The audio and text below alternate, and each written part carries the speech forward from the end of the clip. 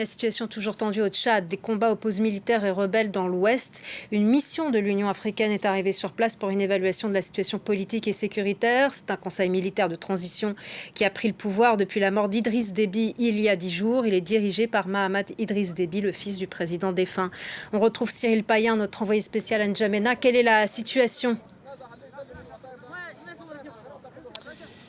Eh bien écoutez, on sent bien que les deux camps, le camp des militaires qui sont au pouvoir depuis maintenant 10 jours et le camp de la société civile, de l'opposition, eh bien ils s'observent après les violentes manifestations de mardi dernier, dont les bilans varient d'un camp à l'autre. Selon le gouvernement, il s'agit de 6 morts, selon l'opposition, 13 morts. En tout cas, il y a eu 700 arrestations, des centaines de blessés et une violence qu'on a assez rarement vue. Donc je vous propose à ce sujet d'écouter un extrait d'un entretien qu'on a pu réaliser avec l'un des chefs de file de l'opposition, le président du Parti des Transformateurs, Succès Masra.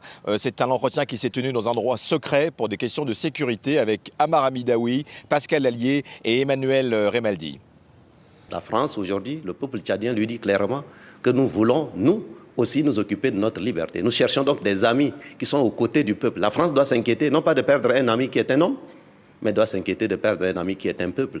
J'espère qu'il y a suffisamment d'intelligence et de sagesse pour ne pas perdre. Nous sommes à ce qu'on peut appeler un tipping point, à la croisée des chemins. Et la France a là la possibilité, à travers un président qui est jeune comme nous, de ne pas répéter les mêmes erreurs du passé. Où en est la rébellion, le FACT ?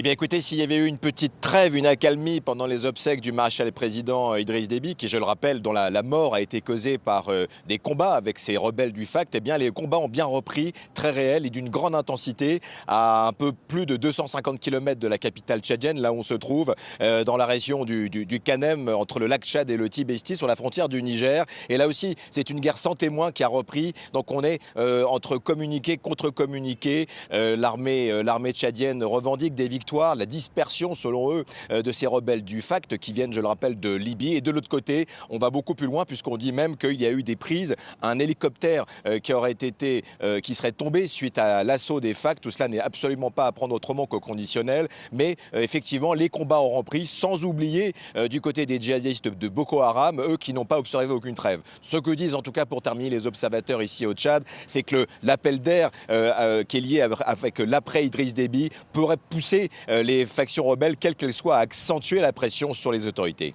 Est-ce que le gouvernement provisoire va accélérer la transition pour organiser de nouvelles élections plus rapidement ?